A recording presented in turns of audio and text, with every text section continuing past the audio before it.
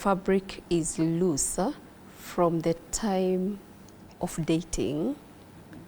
That's where I find the problem, because I'm interacting with so many cases. I'm in the grassroots for the last 11 years, because when I nearly became a statistic, I decided to speak out. Allow me to ask, I notice you have a scar on your face. Yes. Is that? Yes, all the scars. I survived. I have plastic nerves in my head, I have metal plates, I have scars on my face, but I decided to live beyond the scars because I decided to turn them into stars instead of becoming scars. Yeah. So, yes, the fabric is loose from the time of dating, and that's how, when you get into a family, depending on how you started, when you start on a wrong footing, like myself, I started on a wrong footing, and this is how it goes, and you start normalizing some situations.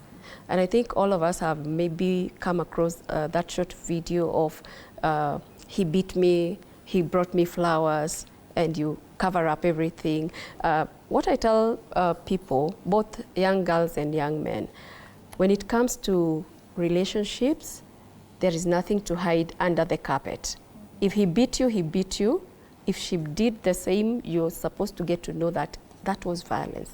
If he was shouting at you, if he's financially abusing you, you know, as a society, we have come to a place that we have normalized that abuse is only when it gets physical. It's more than that. There are very many types of violence: economic violence, spiritual violence. Someone tells you, now that you've gotten married to me, you'll not go to church anymore. You're not supposed to wait. And this is why I've said the problem starts from the time of dating. The problem is, I can change him. I'll change her. I will work out this. You can never work out on a grown-up. Never. You were brought up by different mother, different father, different setup. You grew up in a different village. Your culture is not the same as ours. Whatever you believe in, maybe you believe in Christianity, we believe in another God. So you cannot change anyone. And this is something that we have to know, and we have to work it out. And the other thing is, what will people say? It has made so many bright futures end up in the grave. Like, I had a very big wedding, I had a very good relationship with this kind of a man who has a very big name in the society. I was handling a certain murder case for a certain lady called Salome. I think that was back in 2017, the one who was burnt when she went for school uniforms for her children. And I looked at everybody when we buried Salome, and we tried to fight for her justice all the way in Kajiado Court. I remember we could leave Nairobi very early in the morning to go to Kajiado.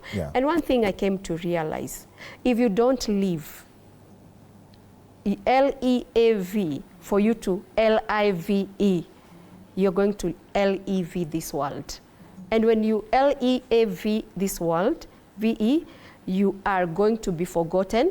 We will pass by Kiserian if you are leaving Kajiado, eat meat, and go back, you'll be rotting 6 feet under. For me, I tell people, if it is not working, it's not about what they will say, it's about me.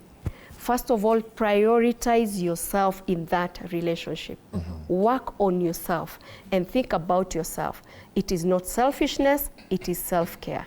From where you're seated, Diana, do you think many people would like to come out in the wake of social media and technology? Are women ready to speak out?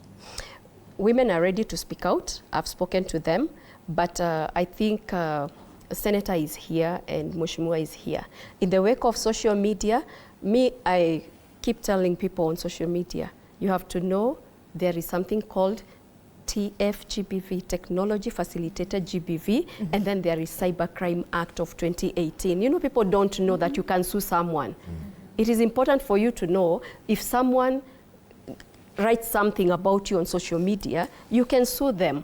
You know, it is until we start suing, and I am going to say bloggers, because most of them, immediately you step out, and that's why people feel it is not safe to step out and speak, because the next thing is the blogger, and you know, they want to make their story so sweet. And they know Diana Kamande is known. So there will be Diana Kamande, the one who leads widows, and everybody would want to watch. Me, I tell them, dare me. I'll go to court because I know what the law has for me. So how many women will have that courage? Okay. How many people have we created awareness?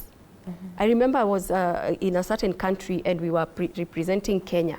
And I spoke and spoke and spoke. And somebody raised their hands and told me, Kenya, you are so good. You have very beautiful laws, but you don't implement the laws. Imagine, in a full room, on a microphone, and somebody tell you have very good laws, but your problem as a country is implementation. Can we implement what we have? Okay. And it starts with the ones who are supposed to do it, and you don't prioritize. Mheshimiwa has spoken about where she has, first of all, really fought about getting justice. And I'm going to tell you, it is important. Thank God the police are represented here. It is important we prioritize lives. We prioritize everything that has to be prioritized. I thank God my case was really dug deep into and I got justice. Okay.